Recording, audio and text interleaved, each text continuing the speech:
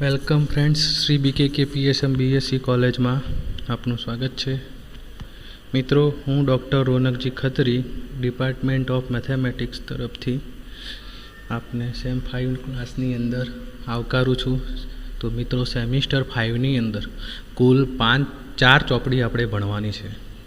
તો 4 જે બુક છે એ 4 બુકની અંદર પ્રથમ બુક છે CCMATH 501, જેનું નામ છે લિનિયર એલ્જીબ્રા એટલે કે ગ્રુપ થિયરી.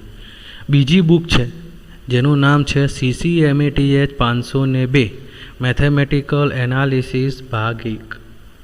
ત્રીજી બુક છે CCMATH 503 ડિફરન્શિયલ ઇક્વેશન. અને ચોથી બુક છે CCMATH 504 ઓપરેશન રિસર્ચ એટલે કે OR. આમ મિત્રો, આપણે કુલ 4 બુક ભણવાની છે. ચારે બુકનું અલગ અલગ પેપર આવશે અને અલગ અલગ જ એના 70 માર્ક્સનું પેપર હશે, જેની અંદર દરેક બુકની અંદર 3 યુનિટ આવેલા છે. તો મિત્રો, આજે આપણે પહેલી બુક જે છે CCMATH 502 વિશે ભણીશું. તો CCMATH 502 જે બુકનું નામ છે મેથેમેટિકલ એનાલિસિસ ભાગ 1. આ મિત્રો સેમિસ્ટર 6ની ભાગ 2 એનો સેમિસ્ટર 6ની અંદર આવશે ભણવાનો, અને MScની અંદર પણ આનું આ જ બેઝિક જે છે એ આવે છે. એ માટે મિત્રો ખાસ ધ્યાન રાખીને સમજજો. તો આજે આપણે પહેલો યુનિટ ચાલુ કરીએ. તો પહેલો યુનિટ છે unit 1, real and complex number. શું છે? Real and complex number. આ પહેલા યુનિટનું નામ છે. તો નામ ઉપરથી જ આપણને ખબર પડે કે આના વિશે તો આપણે સેમિસ્ટર ધોરણ 9, 10, 11, 12ની અંદર ભણીને આવ્યા. રિયલ નંબર્સ ધોરણ 9, 10ની અંદર આવતું હતું, કોમ્પ્લેક્સ નંબર 11, 12ની અંદર આવતું હતું. છતાં પણ ફરીથી 2 વર્ષ થયા એટલે 3 વર્ષ થયા એટલે આપણે ફરીથી એકવાર રિવિઝન કરી લઈએ. તો સેટ વિશે કોને કહેવાય? તો પહેલો છે N, નેચરલ નંબર્સ.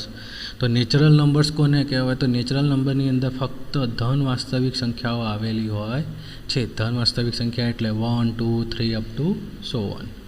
બીજો સેટ છે ઇન્ટીજર્સ એટલે કે પૂર્ણાંક સેટ. તો પૂર્ણાંક સંખ્યાની અંદર કેવી સંખ્યાઓ હોય? એક તો ધન હોય જ, એક તો આ ધન તો હશે જ, એના સિવાયની વધારાની શું આવે? તો કે 0 આવે, -1, -2, -3 એટલે કે 0, ઋણ અને ધન સંખ્યાઓ આવેલી હોય છે.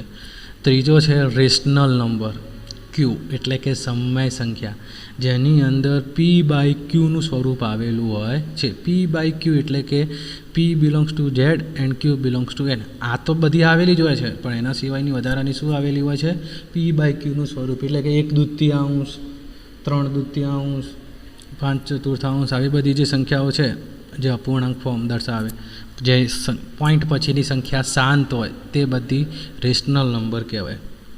એના પછી આવે રિયલ નંબર એટલે કે વાસ્તવિક સંખ્યાનો ગણ, જે મોટામાં મોટો સેટ હોય, જેની અંદર બધી સંખ્યાઓ આવી જાય 1, 2, 3. ધન, ઋણ, 0 P/Q સ્વરૂપ ધરાવતી હોય, P/Q સ્વરૂપ ના ધરાવતી હોય, બધી સંખ્યાઓ આવી જાય. અને R અને Qની વચ્ચે એક સેટ આવે છે I, જેને ઇરેશનલ નંબર કહેવાય, જે આજે આપણે ભણવાના છીએ. અને એના પછી આવે છે કોમ્પ્લેક્સ નંબર C એટલે કે સંકર સંખ્યાનો ગણ. સંકર સંખ્યા કોને કહેવાય? તો કે જેની અંદર A ± iota b where A belongs to R. Iota એટલે વર્ગમૂળમાં -1. આવી જે સંખ્યાઓ હોય એ કોમ્પ્લેક્સ નંબરની અંદર આવે. બરાબર. આ તો હતું આપણું ધોરણ 9, 10, 11, 12નું બેઝિક. હવે મિત્રો આપણે સ્ટાર્ટ કરીએ. તો પહેલો એક દાખલો જે છે એના પહેલાં આપણે થોડી ડેફિનેશન સમજી લઈએ. દાખલા લેતા પહેલાં તો ડેફિનેશન કોને લઈએ? તો પહેલી છે રેશનલ નંબરની, જેના વિશે આપણે ભણવાનું છે, રેશનલ અને ઇરેશનલ.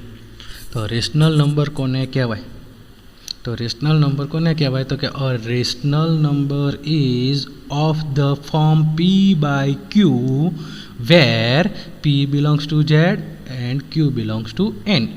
એટલે કે P/Qના ફોર્મમાં લખી શકાતી હોય તેવી સંખ્યાને રેશનલ નંબર કહે છે, જેમાં P જે છે એ ઇન્ટીજર્સ હશે અને Q જે છે એ નેચરલ નંબર ધરાવતું હશે. તો આવી સંખ્યાને શું કહેવાય? Rational number. એટલે કે 1/2, 3/2 આવી બધી જે સંખ્યાઓ જે છે એ બધી રેશનલ નંબર કહેવાય. તો ઇરેશનલ નંબર કોને કહેવાય? તો ધોરણ 10ની અંદર આપણે ભણ્યા હતા. ઇરેશનલ એટલે અસમ્ય સંખ્યા. ફરીથી ભણવાનું છે. તો એની ડેફિનેશન શું છે? તો કે a real number which is a not a rational number is called an irrational number. કોને કહેવાય?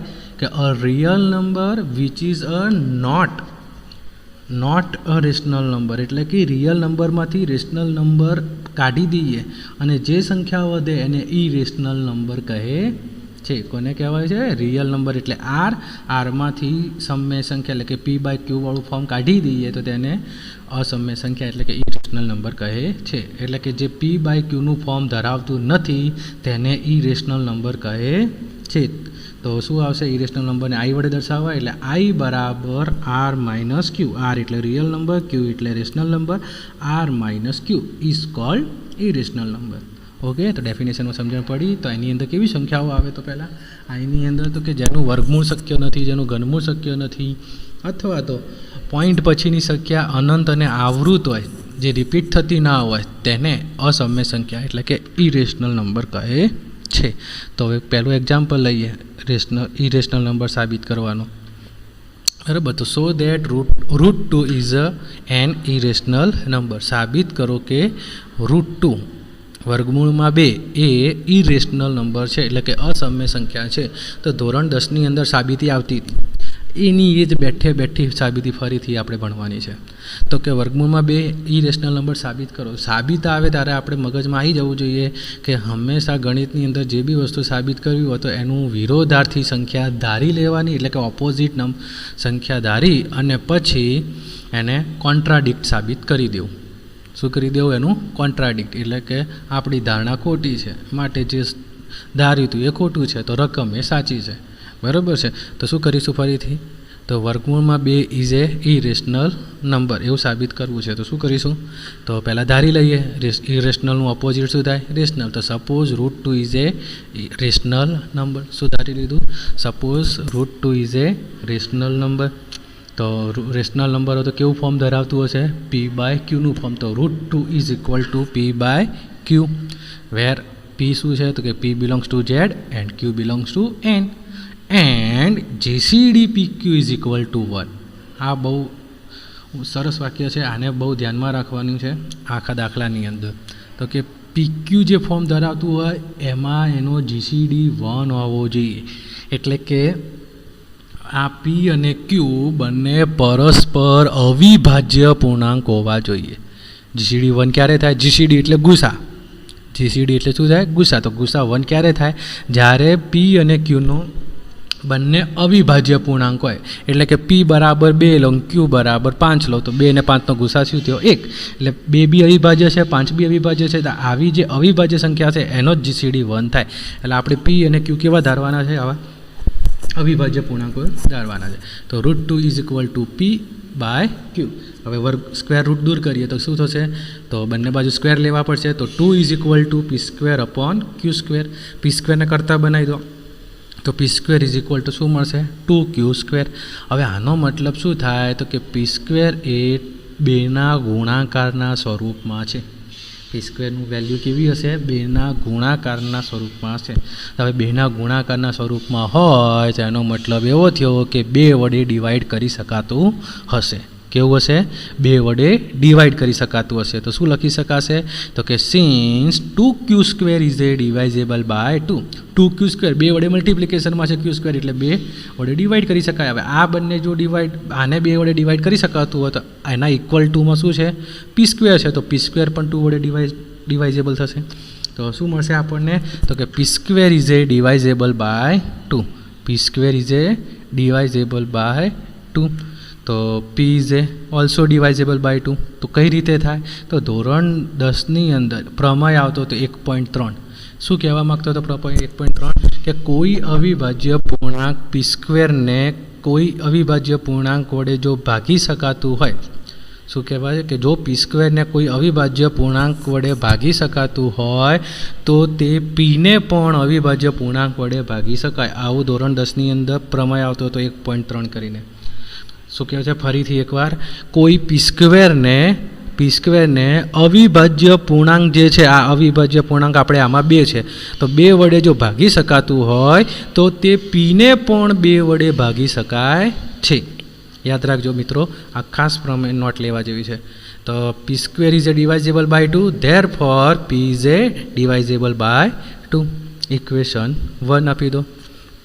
હવે શું કરીશું તો કે જો પી એ ડિવાઇઝેબલ બાય 2 હોય તો જેમ આમાં પી સ્ક્વેર ડિવાઇઝેબલ બાય 2 હોય તો પી સ્ક્વેર બરાબર 2 ઇન્ટુ કંઈક છે પદ છે ને Q square, M P ડિવાઇઝેબલ by હોય તો 2ના મલ્ટિપ્લિકેશનમાં કોઈ એક પદ લઈ લઈએ.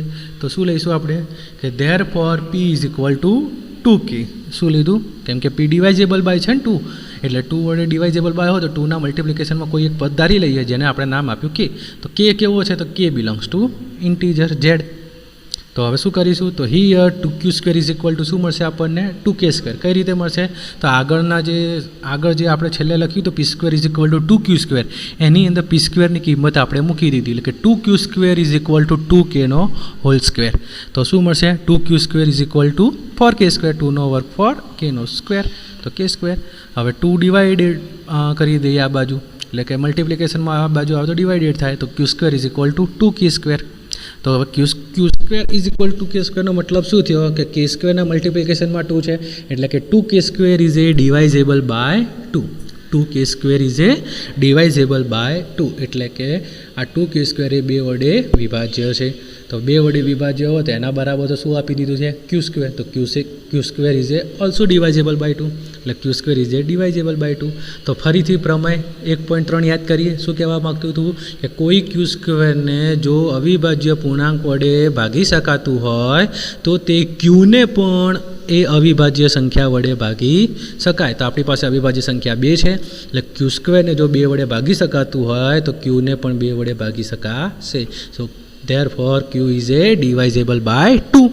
ઇક્વેશન નંબર 2 લઈએ. તો ઇક્વેશન 1 અને 2 ઉપરથી શું મળ્યું, p ને પણ 2 વડે ભાગી શકાય, q ને પણ 2 વડે ભાગી શકાય, એટલે કે from equation 1 and 2 p and q both are divisible by 2. p and q both are divisible by 2. so 2 is a common factor of p q. બંનેનો જીસીડી શું થઈ ગયો 2 થઈ ગયો ને. પીને બી 2 વડે ભાગી શકાય, ક્યુને બી 2 વડે ભાગી શકાય, એટલે બંનેનો કોમન ફેક્ટર શું આવ્યો 2. So 2 is a common factor of p and q. તો we get GCD P q not equal to 1, એટલે આપણને જીસીડી પી ક્યુ 1 મળ્યો નહીં. અને આપણે લાવવાનો શું હતો જીસીડી 1 લાવવાનો હતો, પણ આપણને 1 મળ્યો નહીં. But we have GCD P q is equal to 1. આપણી પાસે શું હતું જીસીડી પી ક્યુ 1 છે. સાબિત શું કર્યું GCD P Q equal to not equal to 1, એટલે એનો મતલબ શું થયો થસ વી ગેટ કોન્ટ્રાડિક્શન. સાબિત થઈ ગયું. Thus we get contradiction. So our supposition is a wrong, એટલે આપણી જે ધારણા હતી એ ખોટી હતી. શું હતી આપણી ધારણા તો કે square root is a rational number, એ આપણી ધારણા હતી, તો એ ખોટી છે. તો સાચું શું છે તો સાચું છે √2 is an irrational number. Square root 2 is an irrational number. This is true. Okay, આવડશે મિત્રો. તો આને પરીક્ષામાં બીજી એક રીતે પણ પરીક્ષામાં પૂછાય છે દાખલો કે so that the equation x² - 2 is equal to 0 has no rational solution. આ રીતે બી પૂછાય. આ રીતે બી પૂછાય કે so that √2 is an irrational number, અથવા તો આ રીતે પણ એક્ઝામમાં પરીક્ષામાં પૂછાઈ શકે કે so that the equation x² - 2 is equal to 0 has no rational solution. Okay મિત્રો, બીજું એક એક્ઝામ્પલ લઈએ સમજવા માટે કે so that square root 7 is an irrational number. હવે 7 નો વારો. જેટલાનું પણ વર્ગમૂળ નીકળતું નથી, બધી અસમય સંખ્યા છે મિત્રો. મેં 2 જ ઉદાહરણ લીધા છે 2 અને 7, પણ તમે ઘણા બધા લઈને સાબિત કરી શકો 2, 3, 5, 7, 11, 13, 17 બધી સંખ્યા રૂટ ઇરેશનલ નંબર જ છે. ઓકે, તો so that √7 is an irrational number. તો ફરીથી આમાં શું કરવાનું તો આનું ઓપોઝિટ ધારી લો અને કોન્ટ્રાડિક્ટ સાબિત કરો. તો આનું ઓપોઝિટ શું થશે બોલો તો √7 ઇઝ એન ઇરેશનલ નંબર છે. એનું ઓપોઝિટ તો કે suppose √7 is a rational number. √7 is a rational number.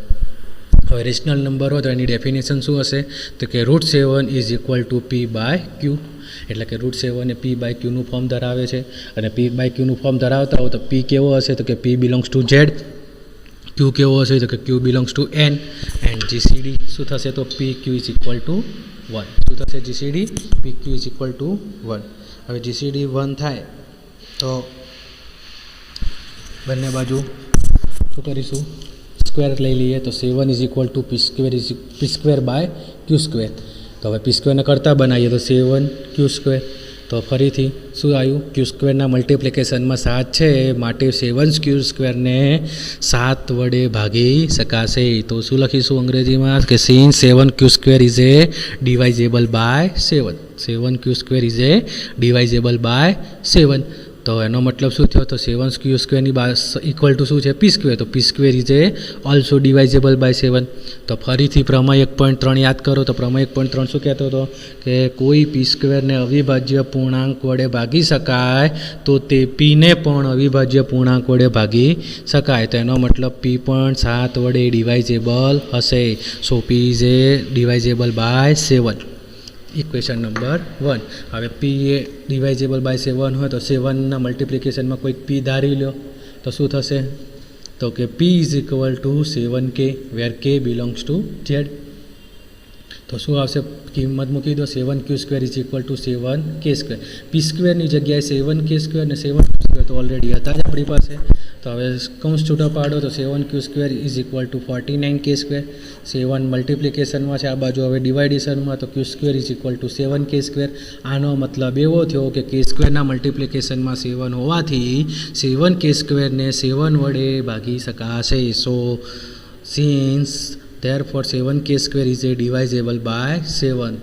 It means 7k square is equal to શું છે, q square. તો q square is a divisible by 7. Therefore q is a divisible by 7. From theorem 1.3 standard 10 પ્રમેય 1.3 પ્રમાણે, બરાબર. તો q is શું થશે, 7 વડે ડિવાઇઝેબલ. ફરી ઇક્વેશન નંબર 2 આપી દો આને. તો ઇક્વેશન 1 અને 2 પરથી આપણે શું સાબિત કર્યું, from equation 1 and 2 P and Q both are divisible by 7. એટલે કે P અને Q બંને 7 વડે વિભાજ્ય છે. તો 7 ઇઝ શું થઈ છે, કોમન ફેક્ટર ઓફ PQ. એટલે કે 7 એ GCD થશે. શું થશે, PQ નો GCD શું થયો, 7. 7 is a common factor of P and Q. એટલે એનો મતલબ એવો થયો કે GCD PQ not equal to 1. એટલે GCD PQ આપણને 1 મળ્યો નહીં. But we have GCD PQ is equal to 1. પણ આપણી પાસે તો GCD કેવો હતો, 1 હતો. ના આવ્યો શું, નોટ ઇક્વલ ટુ 1. તો આ બંને ઉપરથી શું થઈ ગયું, કોન્ટ્રાડિક્ટ સાબિત થઈ ગયું. તો શું લખી શકાશે, થસ વી ગેટ કોન્ટ્રાડિક્શન. તો our supposition is a wrong. Our supposition શું હતું, તો કે square root 7 is a rational number which is wrong. તો વોટ ઇઝ ટ્રુ, તો square root 7 is an irrational number. શું આવશે, સાચું શું છે, વર્ગમૂળમાં 7 એ અસમય સંખ્યા છે. આવડશે મિત્રો. બીજું એક એક્ઝામ્પલ લઈએ. હવે ક્યુબ રૂટનું જોઈએ. તો જેનું વર્ગમૂળ ના નીકળે તો અસમય સંખ્યા હોય, પણ જેનું ઘનમૂળ ના નીકળે એ પણ અસમય સંખ્યા છે, એવું આપણે સાબિત કરીએ.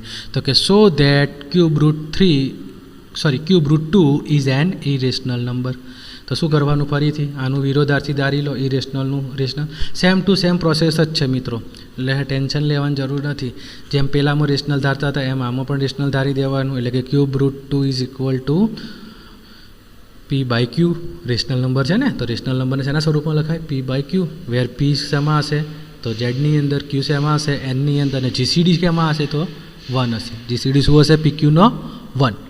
તો હવે બંને બાજુ ક્યુબ લઈ લઈએ તો શું થશે, ક્યુબ ઉડી જશે. એટલે 2 is equal to p cube by cube. એટલે take to both side cube. તો હવે પી ક્યુને કરતાં બનાવી દો તો p cube is equal to 2 cube.